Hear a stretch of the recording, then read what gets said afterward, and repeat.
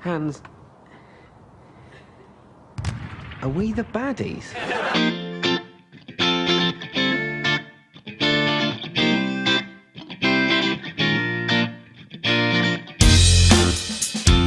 Hello and welcome to Intoxicated Masculinity, where we talk about drinking culture, pop culture, politics, and anything else that comes up. Joining me as always is Brandon. Hello, my people. Kale. Hey. And Jim. Hey, everybody. Coming back today for the second part of our Heroes and Villains episode. Today we are talking about, not strangely, villains.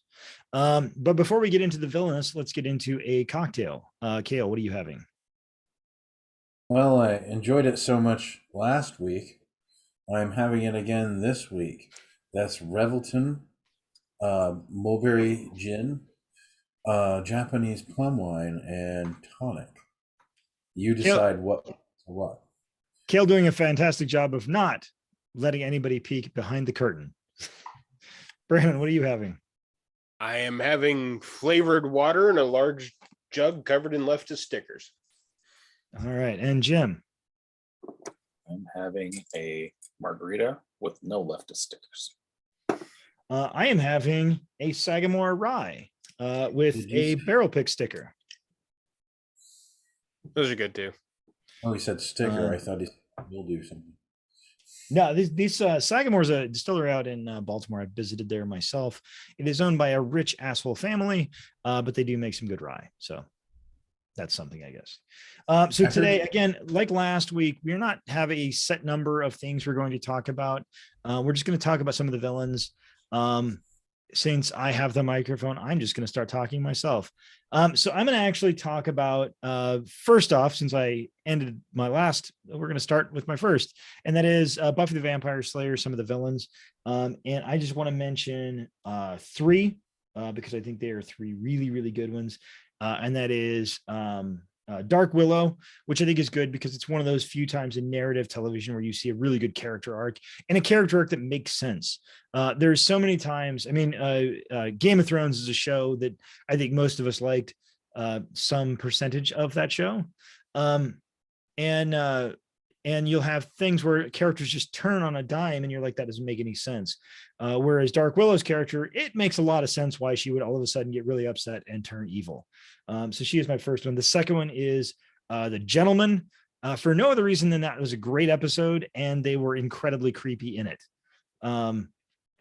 And it was also the one thing I like about Buffy episodes is there you would have episodes that were sort of gimmicky, which the Gentleman episode was a little gimmicky in that they stole the voices from the town. So nobody could talk during the episode. And so that was gimmicky, but you also get a lot of actual character development and story development in that episode.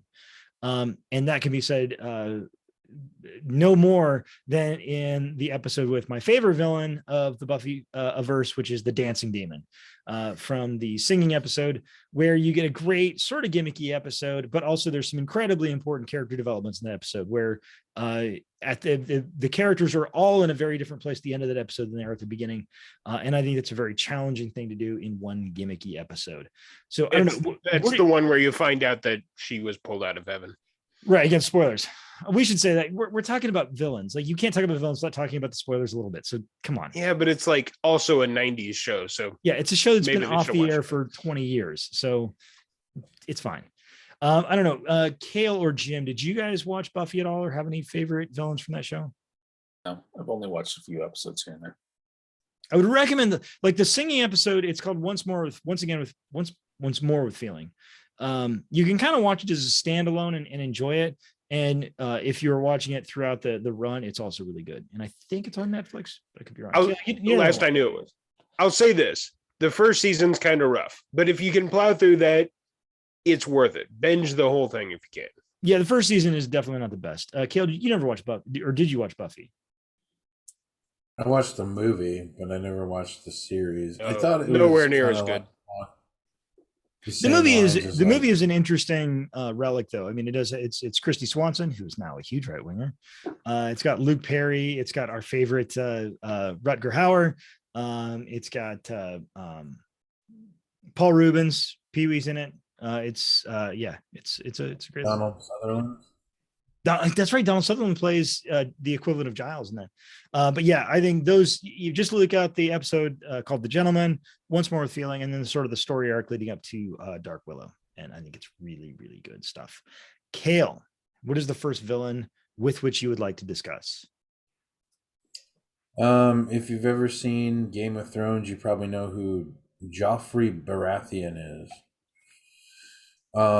He was played by Jack Gleason, no relation. And he was supposedly the son of Robert Baratheon, but was actually the incestual son of Jaime and Cersei Lannister. They called him the ill-born, the usurper. The dick. And let's see. Yeah, he was a giant dick. He tortured, well, mentally, Sansa because he was betrothed to her, but he ended up marrying Tyrell, the gal. Marjorie. I forget her first name. Marjorie. At the purple wedding where he finally gets his, and I'm like, yeah, I think there are a few moments. There are a few moments of fan elation more than watching a child poisoned to death. I mean, this kid was a monster, just narcissist, controlling, manipulative, sadomastic, whatever. He was evil. He was just a spoiled, rotten little brat that just took pleasure in hurting other people for no reason. Well, and hats off to Jack Gleason. The kid acted his ass off. I mean, it was really, really good for such a young age. And unfortunately, so many people dogpiled him for it that he just kind of gave up. Him and the kid that played Malfoy kind of had the same reaction. Anna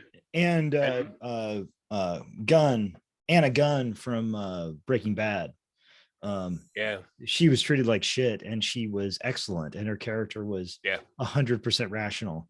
And the people that were getting mad at her were wrong. She was also excellent in Deadwood. Oh, that's right. She's in Deadwood too. I forgot about that. So just out of curiosity, Brandon and Jim, I'm curious what you think. If you had to choose a villain of Game of Thrones, because I had Joffrey Baratheon written down as well, and you had to pick between Joffrey Baratheon and Ramsay Bolton, which one would you pick as worst? Oh, in show as a person, probably Bolton. Yeah, I think so too. But it's funny because he kind of came in later. So, but you always remember Joffrey, even though I think Ramsay was probably a worse person. Yeah. Well, and they only talk about the stuff he did off screen, really, but the Mountain is worse than all of them. I don't know. Ramsay Bolton was really turned on by skinning people alive. Yeah. That was like one of his favorite things. Like he just loved a good skinning. He's murdering whole villages. Is he the one that killing children and stuff? I mean, yeah, you're right. That's who it is, Gil. And what about Charles? Or he put it in the book. He took away what was his name? The guy that castrated Reek. Yeah. I forget. What are you asking about? What was the character's name? Who? Reek, his real name. Damn it. Greyjoy. Theon. Yeah. Or as he said, I took away Theon's favorite toy. Yeah. Which is just so horrible. And then he fought John Wick. Did he? Was he in one of the John Wicks? The first one. He was also, so last week I mentioned a show called The Misfits. And he got his start on that show, The Misfits, playing kind of a creepy guy. He was good in that one too. And also you can see little bits of Ramsay in that one too. I think sometimes more than little bits. Sometimes large bits of Ramsay in that.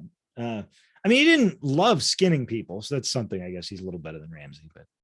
But okay, so Kale, Brandon, what's the first villain you'd like to mention?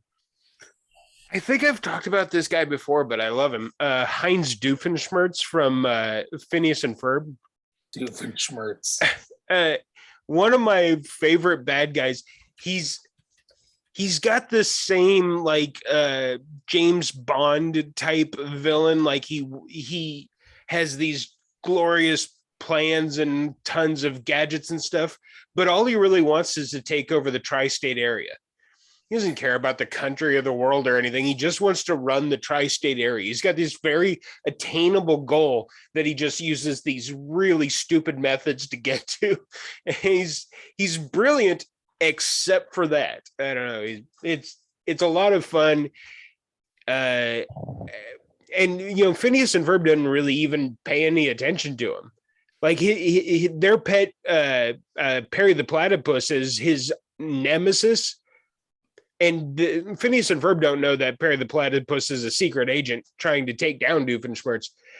Phineas and Ferb barely even pay attention to him. They're kind of the stars of the show, but I mean, it's always two parts. It goes off into the Doofenshmirtz plot of the week to take over the tri-state area, and Perry the Platypus stops him.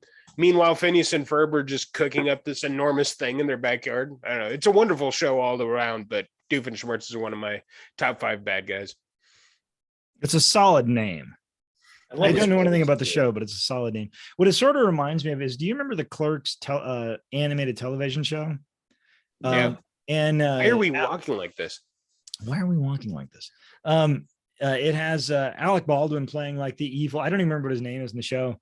And I remember he's going to his like high school reunion. And he has this like giant valet with this tiny little voice. And as they're walking, he's like, "Now remember, you know why we're here? We're suing the government over some bad meat." And he's like, "Sir, everybody knows you're an evil villain bent on world domination." He's like, "Who's suing the government over some bad meat?"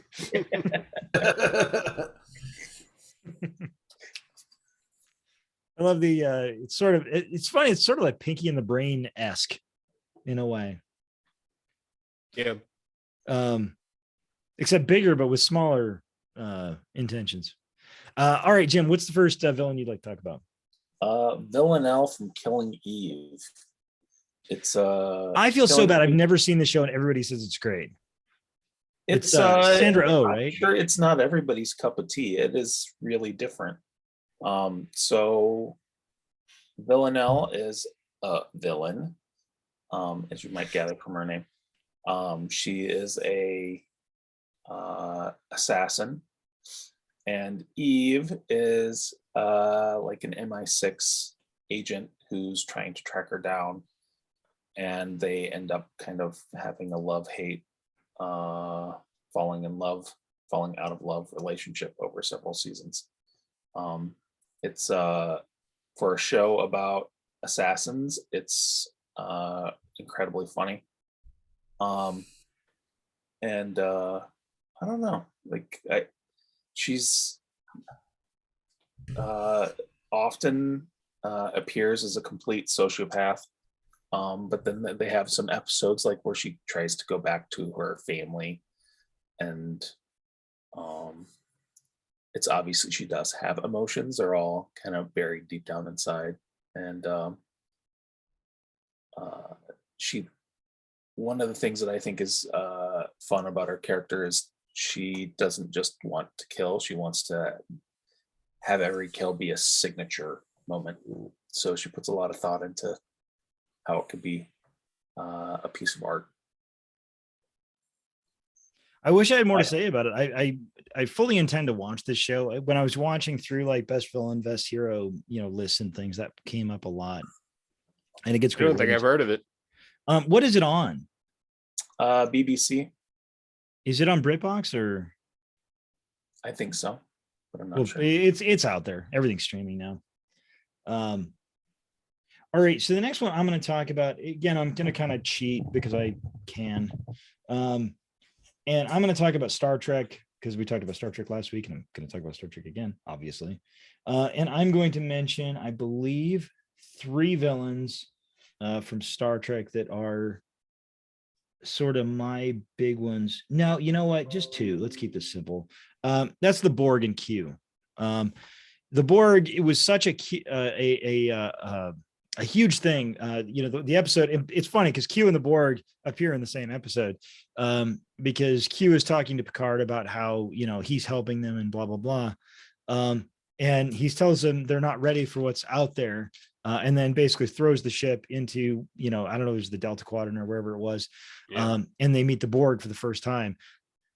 And the Borg are such a different enemy than anything that Star Trek has ever faced before, because there is no reasoning, there is no bargaining. It is cold, machined precision, and they're terrifying.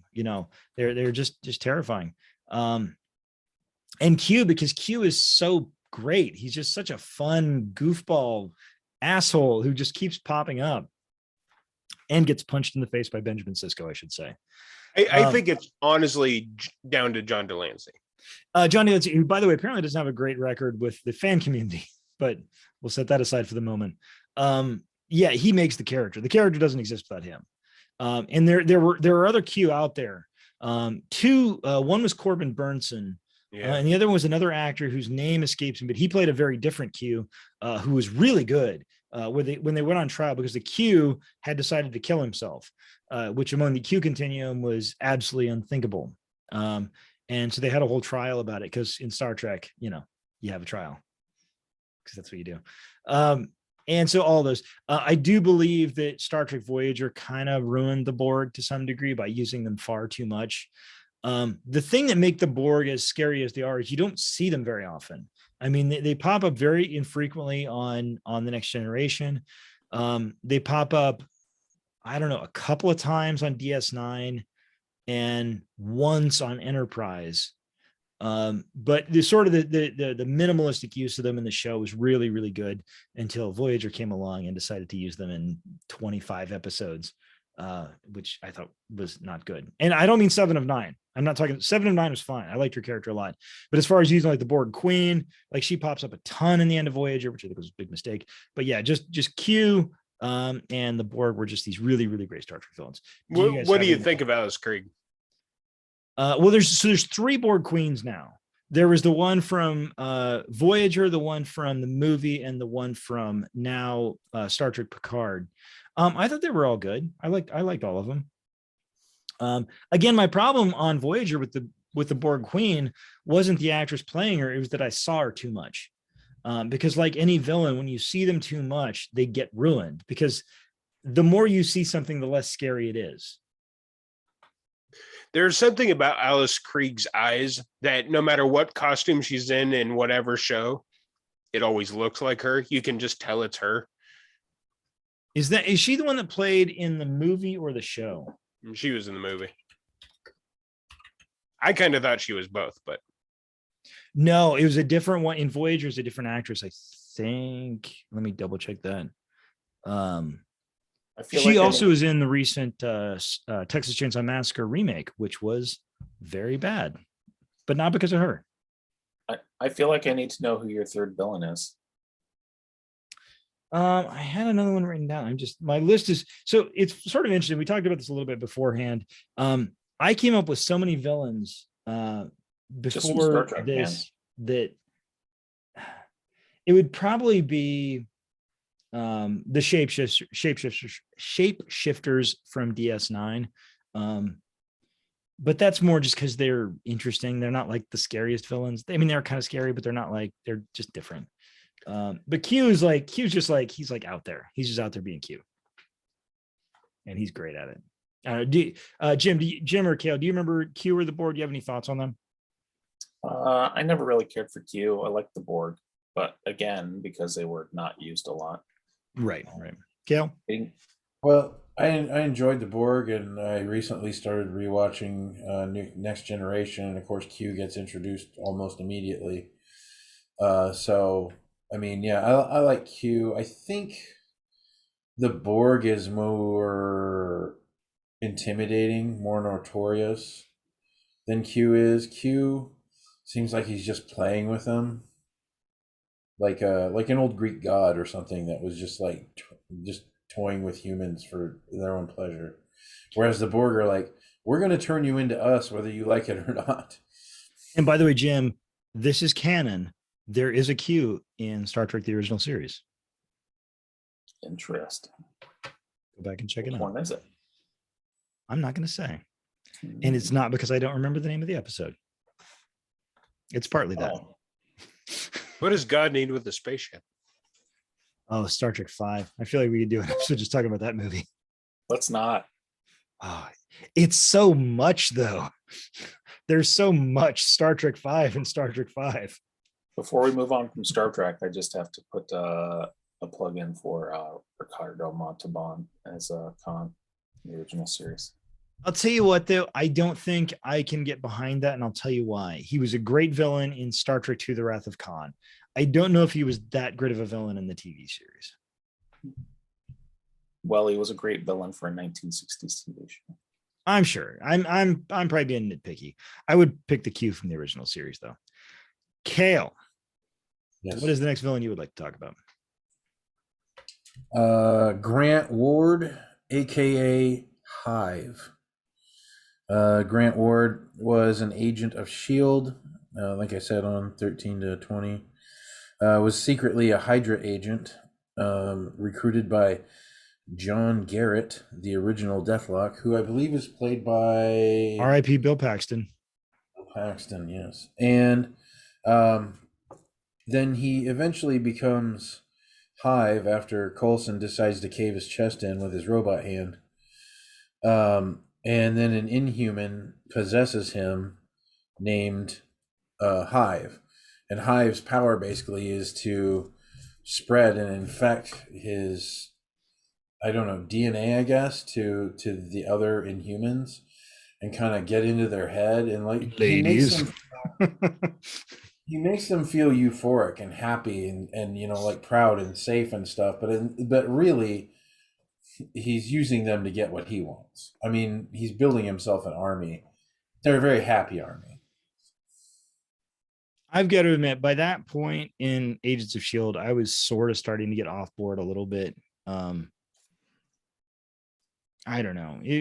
I like the actor. I don't know if I love the character. Plus, I don't know. Kale, did you watch? They did a whole Inhumans TV series. I never got to see the series, but I know You're not missing anything at all. It was very, very bad. Well, I know it took a long time to get out of the gate. They talked about it for like 3 years before it finally came out. Because it was so bad. Yeah, it was. I mean, literally, the main character of the Inhumans was Medusa, whose main power is being able to control her hair and like grab things with her hair. And the first thing they did in the first episode was shave her head. Why would you do that? Like, what were you thinking? So I love Agents of S.H.I.E.L.D., a lot of it. That wasn't probably my favorite villain, but I appreciate it. Well, that's like, why would you kill off Darwin right in the beginning of the movie? Oh, you mean in X-Men? First Class, yeah. First Class, I forgive a lot of its sins because I like it a lot. But yeah, that was really dumb that how did they kill him? Oh, he like put power in him. But the whole point of Darwin is Havoc's energy ball in his mouth. And apparently he couldn't adapt to that. We're getting very far afield, but Darwin is a character in the X-Men. His superpower is that he can adapt to anything.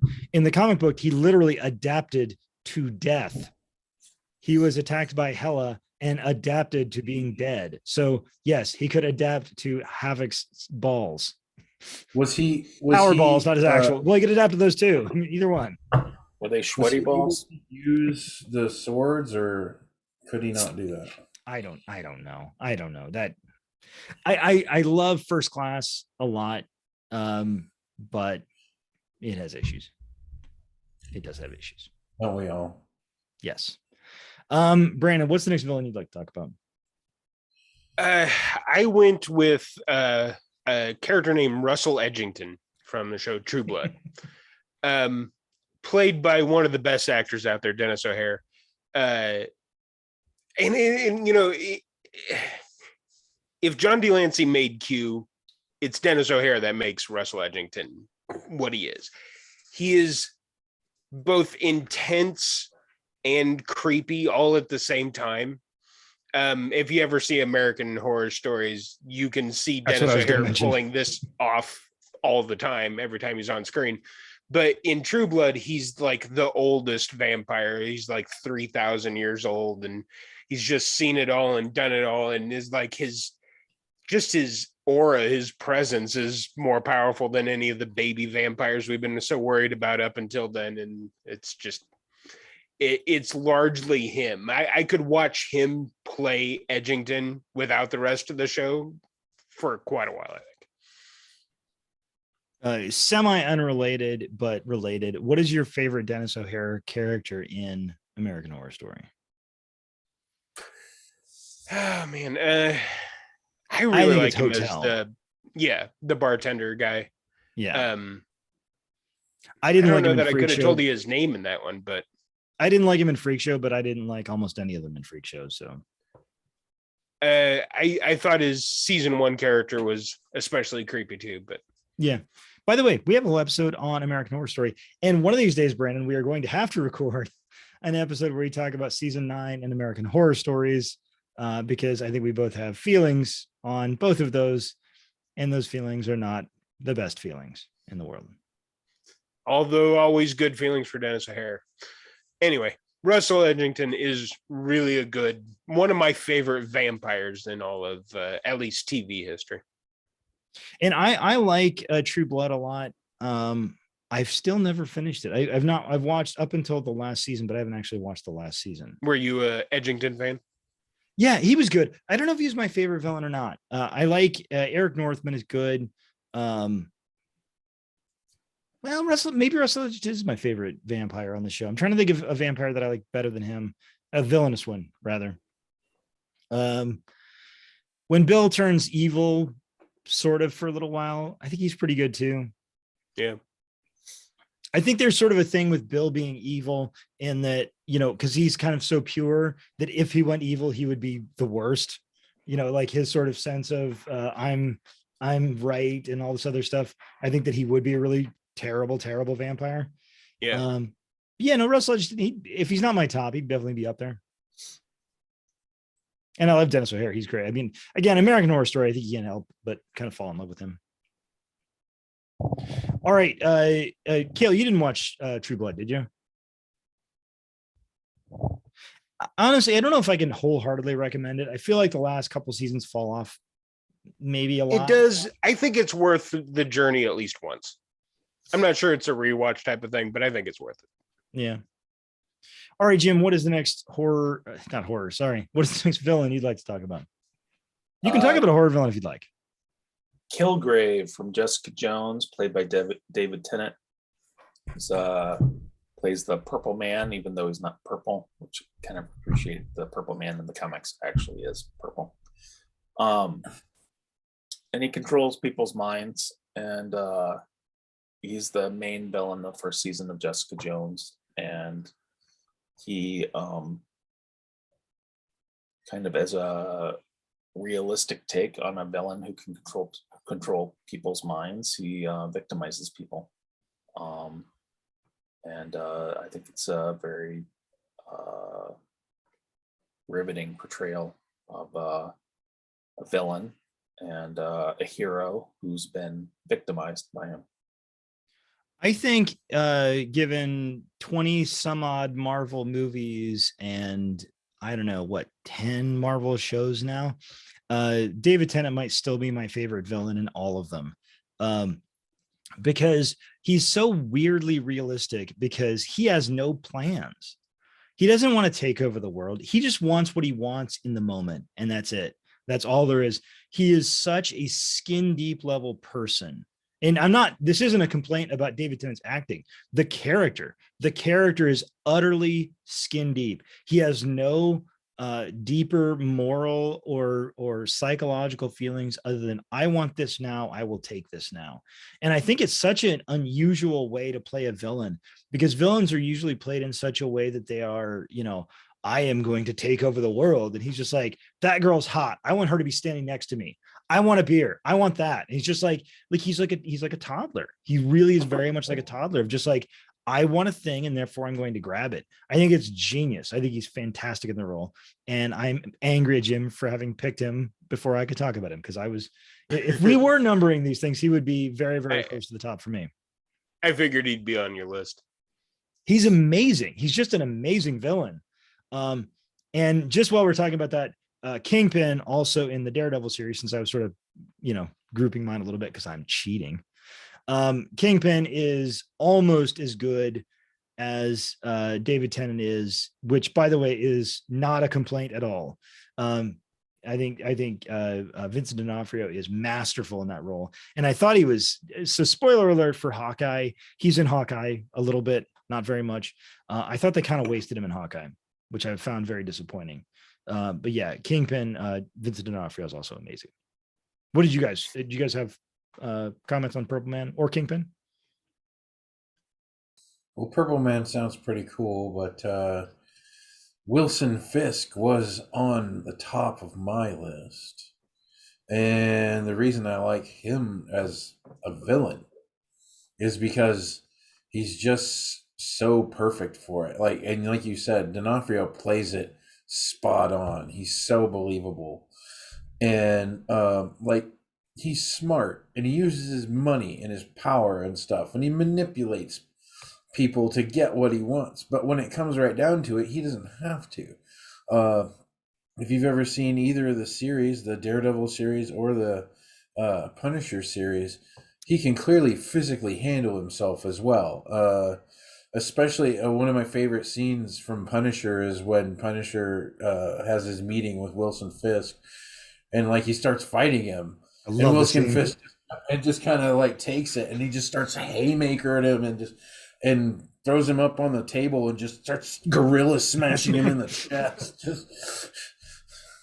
It's so funny too, because you've sort of been trained to believe the Punisher is this huge badass and nobody can say. And Vincent D'Onofrio just throws him around like he's nothing. Yeah, Punisher just mowed through 15 guys to get where he was at. And then, it's not like he's a pushover. He's obviously a badass. But Fisk is just so strong. And according to the lore, he has very low body fat content. Even you see this big bulky guy and you think, oh, he's just a big hulking man. But really, they say, according to the lore, that he's almost 100% muscle. So, you can imagine someone that weighs 400 pounds, that's 6'5" tall, that's almost completely solid muscle, can do some serious physical damage if he really wants to. Yeah, I'm a lifelong D'Onofrio fan. Ever since the Newton Boys, I've always thought D'Onofrio was an amazing actor. I think I'd go with Jim on the Purple Man as my favorite between those two, but they're both they're both basically perfect. Yeah, I wouldn't change a thing about either one, except for the fact I would change the way they handled him in Hawkeye, but that was a little dumb, but it's fine. Jim, do you have any final thoughts on the one that you picked that I, by the way, had been talking about for 25 minutes now? No, you're the Kingpin. Very nice. I think we can move on. All right. Yeah. Sorry. You know what? I'm going to mention one because I was sort of saving room at the top because I wanted to make sure I talked about Purple Man because he was one of my favorites. But since I don't have to save room at the top anymore, I'm going to mention one that I love, and it's sort of an off the wall one, but it's the Janitor from Scrubs. Yeah. I love Scrubs. Scrubs is one of my safety shows, and the Janitor is just always great. So many of my favorite lines, I love that JD walks up to him one time and he's like, "Are you drunk?" And he's like, or no, JD walks up and he's like, "Have you been drinking?" And the Janitor's like, "I'm not drunk." And at one point, the Janitor, JD gives the Janitor and his little friend a trivia question. And it's 2 coins add up to 30 cents. One of them isn't a nickel. And so they go through all this research and they're at the library and all this other stuff. And so they find this coin that's worth 5 cents. And he's like, "No, it's a quarter and a nickel because the other one's the nickel, not the one." And so at the end of the episode, they're standing outside and they've bashed his scooter to pieces with these giant mouths. And he's like, "2 people bashed your scooter to pieces. One of them wasn't me."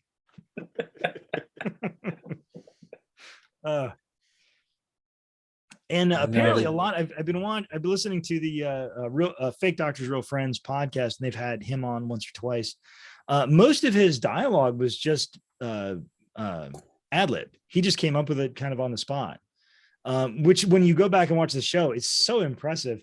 The shit he would come up with, these long, drawn out stories that just kind of are just totally made up bullshit, and that you could just imagine the Janitor is just telling JD, and JD's like, "Wait, is that real?" It's like Murderville. Oh, Murderville. That's a whole other thing. Yeah, that's an interesting show. I don't know. Do you guys like Scrubs at all, or fans or not fans? It's all right. Yeah. I love Scrubs. It's been a long time since I watched it though. On my rewatch with Andrea, with my wife, I came to really detest JD, but I still like the show. I think he's supposed to be flawed, but nobody on there's evil. And I mean, watching like Cox, you could put as the villain too, because he's great in that too. No, wrong. You're wrong.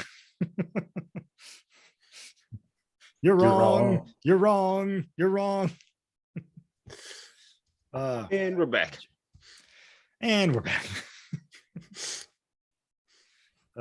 Yeah, Kelso could be the villain too. He's very good in that too. Anyway, I'm gonna stop gushing with the janitor. Kale, what is the next villain you'd like to talk about? I'm gonna go ahead and knock this out there just to get it out there because I don't know how much Do it. I do. Do it. Okay. You can't take it back. Homelander from The Boys. He's very played by good. Anthony Starr. He's basically Psycho Superman. He has a clone called Black Noir. No, I don't Which- think that's been revealed on the show. Oh, In fact, I probably Okay. wouldn't say that since it might be a spoiler for the show. you If might you want to read the edit that comics. part out then. So he has his nemesis, Black Noir. Well, the Nemesis, Black Noir's on the team. He's on the 7. I know, but like in the show, it's different than it is in the comic book. That's all I'm saying. The character's different. And let's see. And the only thing I know is his real name is John. They don't give him a last name. He's just John Homelander. But yeah, in the show, like he's supposed to be a hero. He like they put him up on a pedestal. He's America's big red, white, and blue hero or whatever. But in reality, he is much more like what an American that had those kind of powers would be like. Like, I'll do some nice stuff, but mostly I'm just going to do shit for myself because what are you going to do to stop me?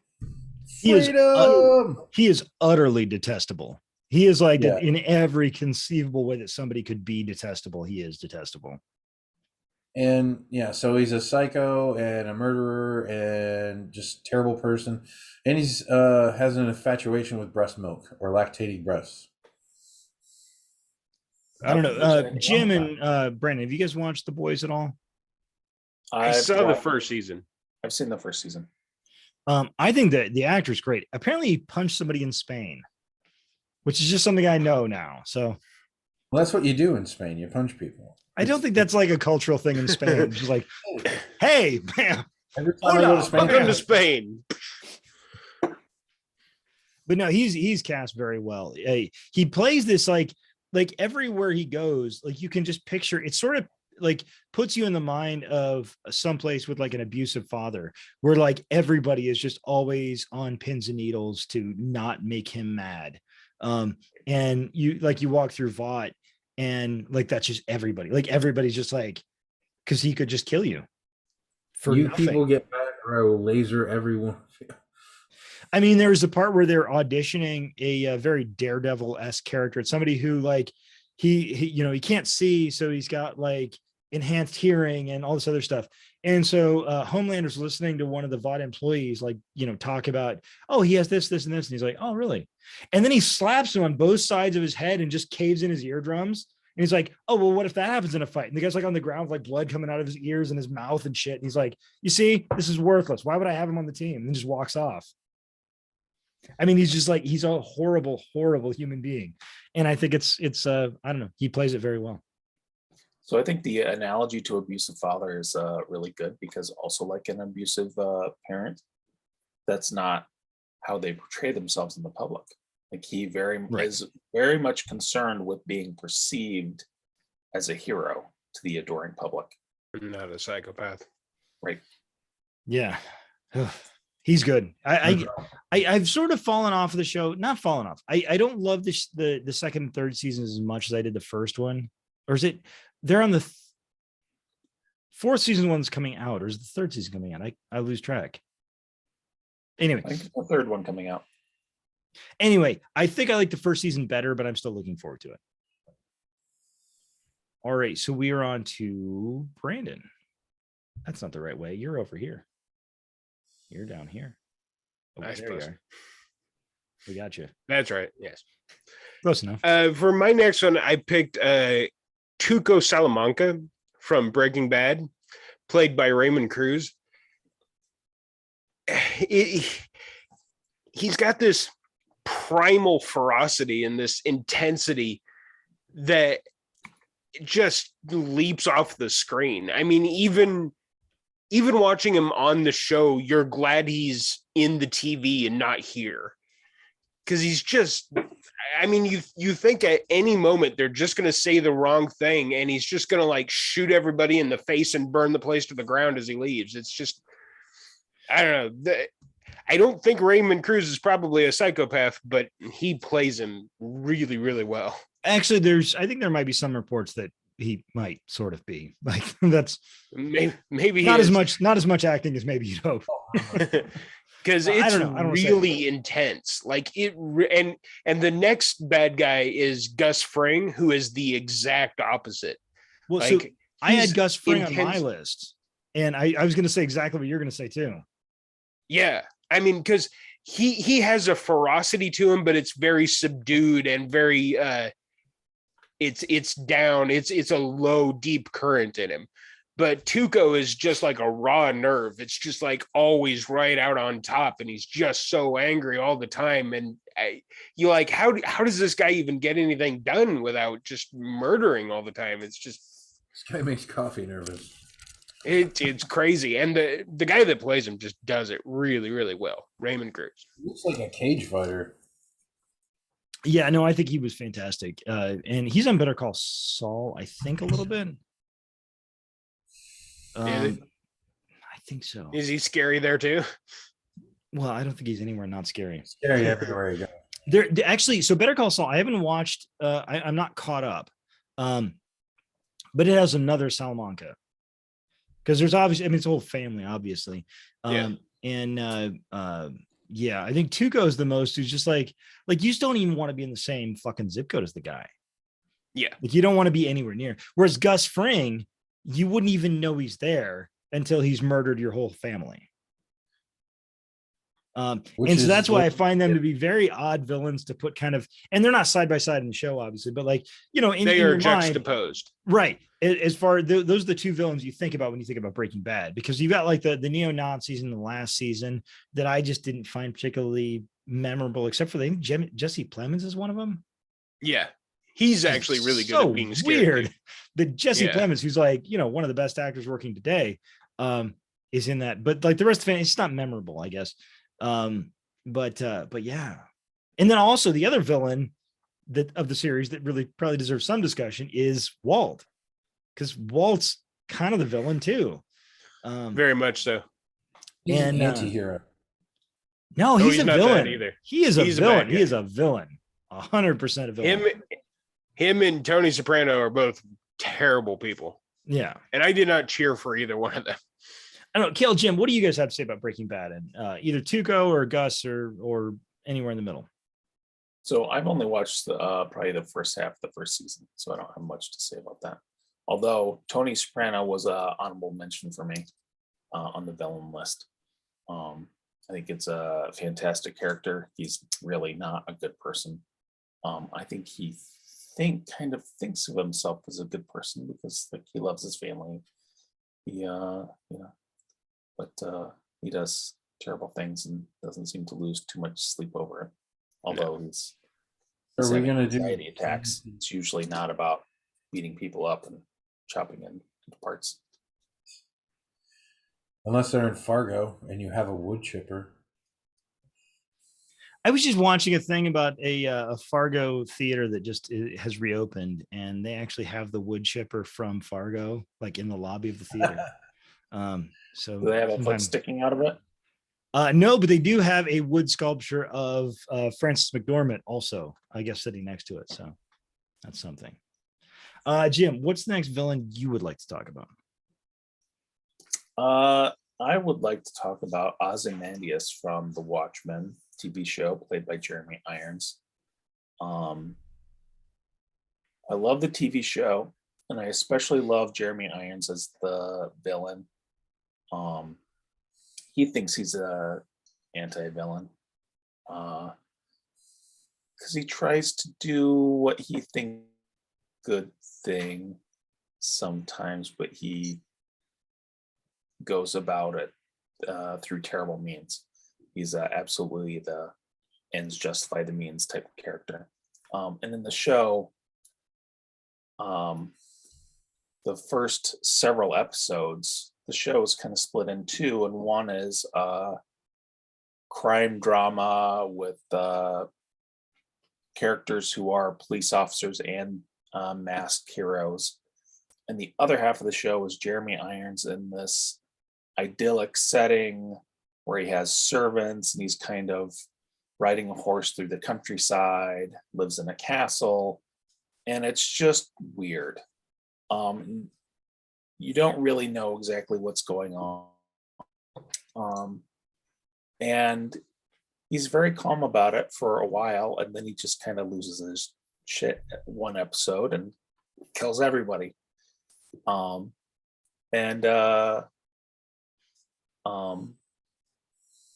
don't know. That part of the show is really hard to describe, but he's fantastic in it. He goes on trial, and it's a kind of a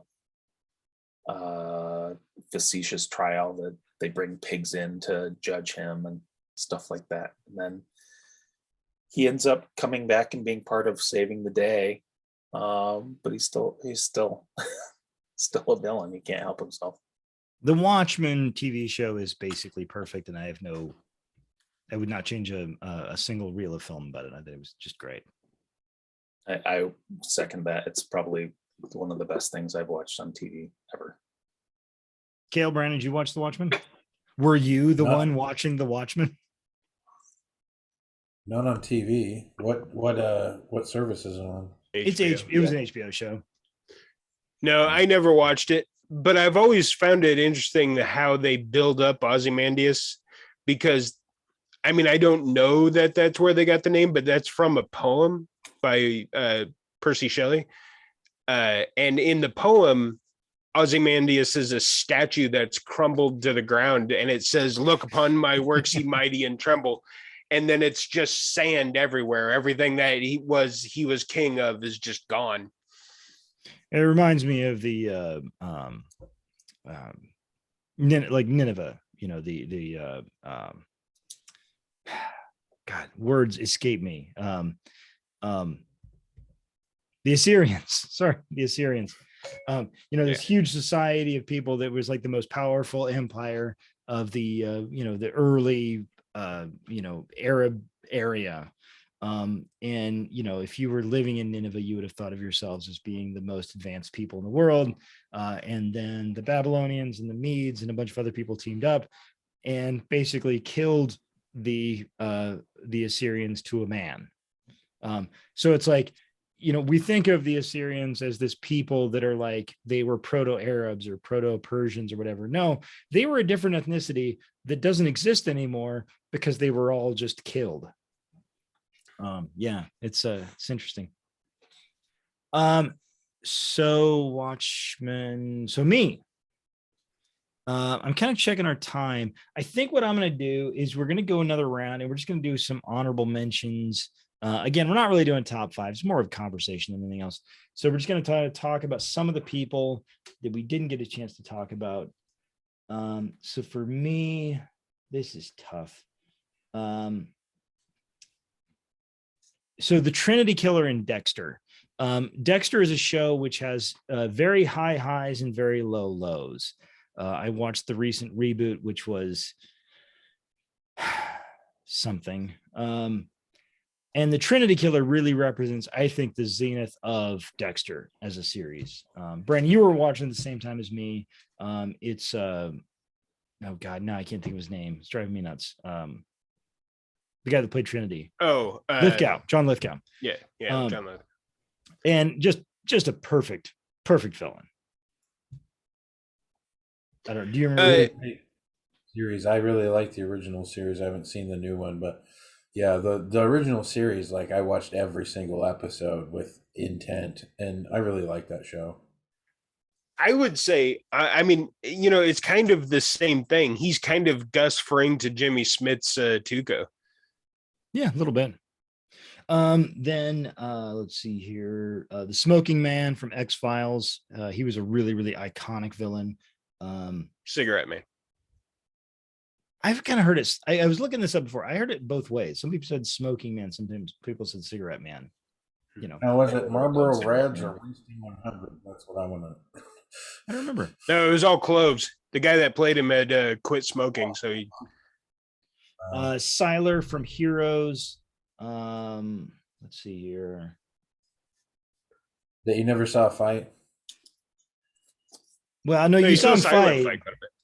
By the way, one of the best episodes of Heroes was when there was like some kind of a thing with the I don't know, the stars line in such a way that everybody with powers on Earth lost their powers for one day, and Siler had to square off against horn-rimmed glasses, and he just ran because like he knew he would just get his ass kicked by him. Because like he just had one day where he would just get totally bodied by him. That was really fun. Shredder from TMNT. By the way, Jim, in answer to your question, the other villain I wrote down for Star Trek was Gul Dukat from DS9. I was wondering if it was. Yeah, you were right. I had it written down. I didn't get to it. Gul Dukat was great. And finally, unless you have something to say about Gul Dukat, Brandon. Again, that comes down to the actor. Oh yeah, he was great. So good. And I can only think of him as like either Gul Dukat or the guy that gets the nail in the hand in Hellraiser. But either way, I mean. And finally, the last one, since we talked about Doctor Who, we got to talk about Doctor Who again. And that is, of course, the Daleks. The other villain that is a good comparison and the best from the new series is the Weeping Angels. So the Daleks being number one and the Weeping Angels being number two. So does anybody have anything to say about the Weeping Angels or the Daleks? I like the Weeping Angels a lot better than the Daleks. I feel like the Daleks are a little the silence. Yeah, the silence. Yeah, this was pretty good. Or the ones in the suit in the library. Oh, I can't remember. I can't remember what they were called. So many saved, like the library saving the people, but it's like the other. I don't remember. Yeah. It's been too long. One of my honorable mentions while we're on Doctor Who is the Master. Really love the Master in the BBC reboot over the last 15 years, whatever. Was that Martin Freeman? No. Who played the Master? But I very much enjoyed the Master in the 70s and 80s show. I think it was Shonoff was the Master. The Master. Yeah, I kind of like the new one a lot. Although the original one with the he had like the evil guy goatee. Yeah, and there were actually two of them. So the third Doctor had, I think it was the third Doctor had one with the Van Dyke, and the fifth Doctor also had one. I think for the fourth Doctor, the Master was usually like decaying. Yeah, that sounds right. In all the episodes, but the one that was in with the third Doctor, apparently they were really good friends, like apparently like lifelong friends. It was kind of touching. Yeah, the Master was really good. Kale, what are the heroes? People, by the way? Pretty much shrinking them. Sorry, I'm crushing your head.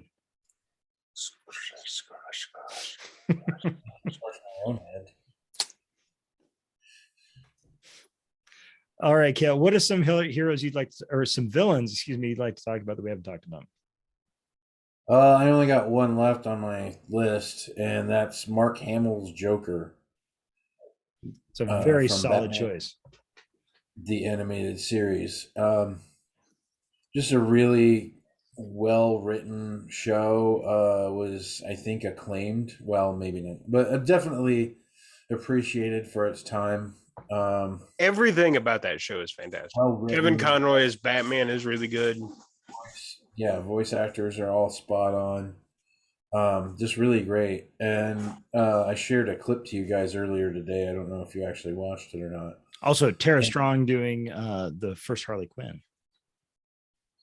Also a iconic voice actor. just great, great show, great acting, great. Right, I don't have anything else to say about it. I mean, it's good. Go watch it. But And you'll one see of their what takeoff on that, if you do have HBO Max, watch the Harley Quinn cartoon show. It is really good. It is way better than you think it is. It's Kaylee Cuoco from Big Bang Theory playing Harley Quinn, and Lake Bell playing Poison Ivy. And it is just this goofball, over the top cartoon show about a bunch of really, really not so great criminals trying to take over the criminal world. Yeah. All right. All right, Brandon, do you have any other heroes that have not been mentioned? I think you mean villains. I know what I mean. And Sometimes I mean what I think I said. Bad. And I think I said what I thought I meant. So let's move on. I'm sure you did. Yeah, just to mention a few. Bobby Heenan. That's so good. That's so good. One of the best WWF commentators. His insults were hilarious. He is John Lewis Arena. He's so funny. And just a natural talent on air. I would say Pain from Naruto, much different than Bobby Heenan, so I won't go into a big thing about him. The whole thing is entirely different animators too, so if you ever watch the Naruto versus Pain fight on YouTube, it's unique. Let's see, who else? I had somebody else in mind, but now it's slipped. Katie Seagal in Sons of Anarchy is also really, really good. I'll tell you what, I feel like Katie Seagal is one of those actresses that never really got the chance to break into film the way she probably should have. You feel like that Katie Seagal should be on the same level as like a Meryl Streep. Yeah, definitely. Just never got, because she is that good of an actress. I mean, she's been in 4 iconic television shows. Yeah. And you don't get there by, just hanging around. Katie Seagal is fantastic. It really goes, it really makes you wonder. You go back and you watch Married with Children and you're like, wow, there's a lot of talent on that show. I mean, a lot of talent. And it makes you like Kelly Bundy, Christina Applegate, playing this sort of dumb blonde kind of a character. And you realize like it actually takes a really good actress to portray that in a way that's funny. Because the thing that's you can't play this sort of dumb, funny character without being pretty smart to understand what is funny about that character. Yeah. And Ed O'Neill, some problems aside on his personal life, is great. And now is on, well, not now, was on Modern Family, which is another iconic show. Amanda Beers, who played the next door neighbor, she's directed 800 million episodes of television. It's just like there was just a ridiculous amount of talent on that show.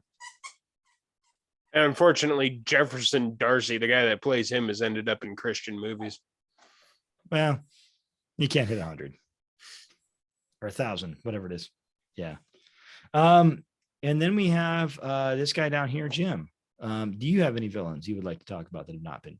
Just a couple. Or heroes, whatever. The Man in Black from Westworld, played by Ed Harris. He's kind of a little bit of a damaged character who is sure that there's a deep mystery to figure out in Westworld, and is really highly disappointed much later in the series to figure out that the deep mystery isn't for the people, it's for the host robots. Jim, just out of curiosity, do you see any of Isaac Asimov in Westworld? Because it's robots, yeah. There's codes. Like, I don't know if I can say there's a direct link, but there seems like there's something there. Well, I honestly, anything that has to do with robots has got to have something to do with Asimov. I mean, he's the one that kind of came up with the 3 rules for robotics, and that plays into almost anything with robots. And there's a danger too that you start to see connections, almost conspiracy theory wise too. Well, I don't mean in that way. I mean like that they would have been sort of influenced by, Asimov, because everybody's influenced by everything. We all are influenced by the world around us. I don't mean that like Westworld stole from him. That's not what I was saying. I just mean like where they. No, I know. But like the other day, I was wondering, is Clockwork Orange secretly Macbeth? I mean, it's just like probably not. Well, my oldest question has always been: is the Watchmen basically stealing from the Sirens of Titan? Because there's a lot of similarities there. Yeah. And Jim, I'm gonna stop talking over you. I apologize. That's all right.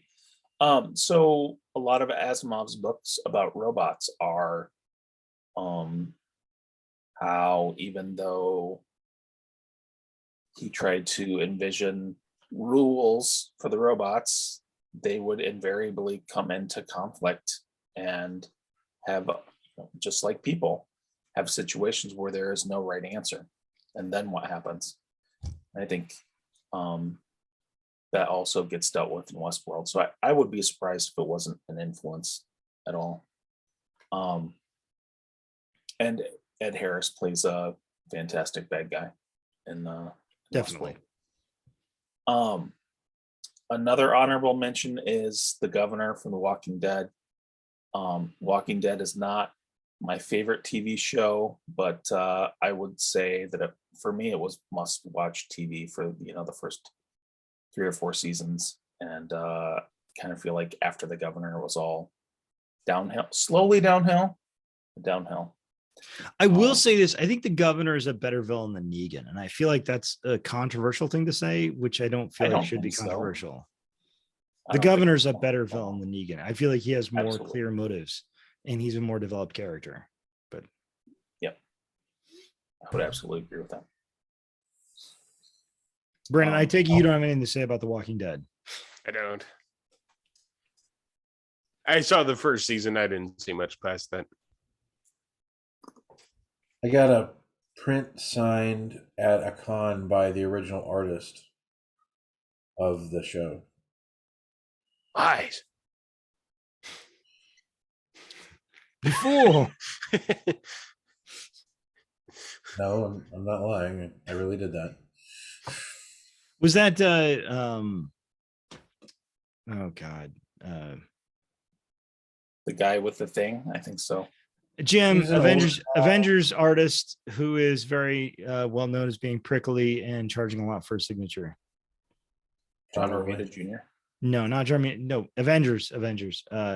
He did Batman 2 and Green Lantern. His son comes with him to conventions sometimes. I don't know. That's gonna drive me nuts. It's fine. Neil. I'll have to look on the print to see, but I can't remember off the top of my head. I just know that he was the original artist for the series. Neil Adams. Sorry, Kiel. I'm sorry to interrupt. It came out and I had to say it. Neil Adams. And I also got a commission from Bob Hall. Bob Hall's good. He's good. He's also Avengers, I think. All right. So I think we've talked about our villains. Does anybody have any last minute ones that they were desperate to talk about but haven't talked about? I'm going to put a plug in for Pablo Escobar, Narcos on Netflix. I mean, it's not really a fictional character, but I thought you were talking about the real Pablo Escobar. And I was like, Jim, I'm not sure that's appropriate. I think he's kind of Medellin. You can follow around in the places he killed people on a tour. I'm just a big fan. He's got the hippos.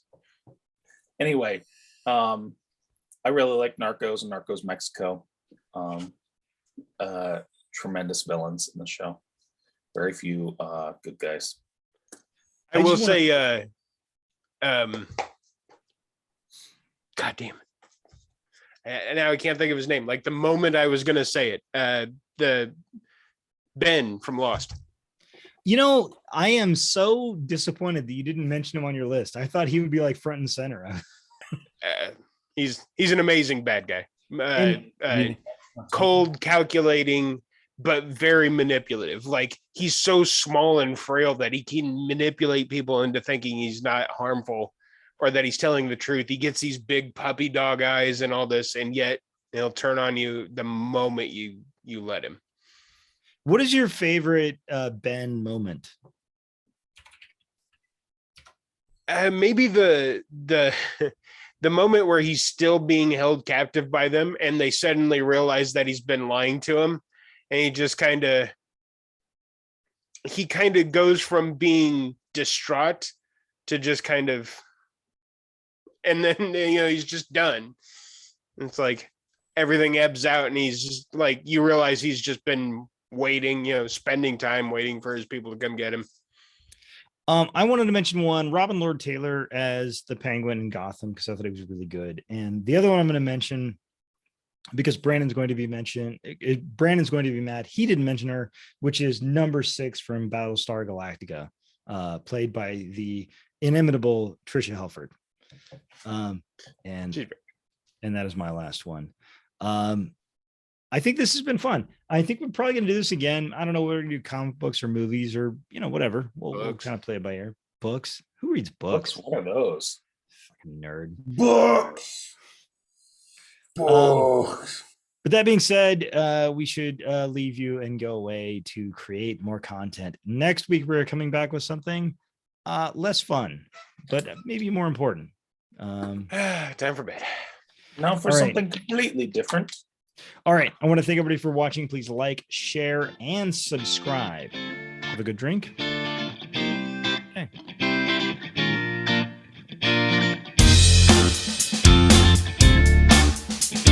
Bad times don't last, but bad guys do.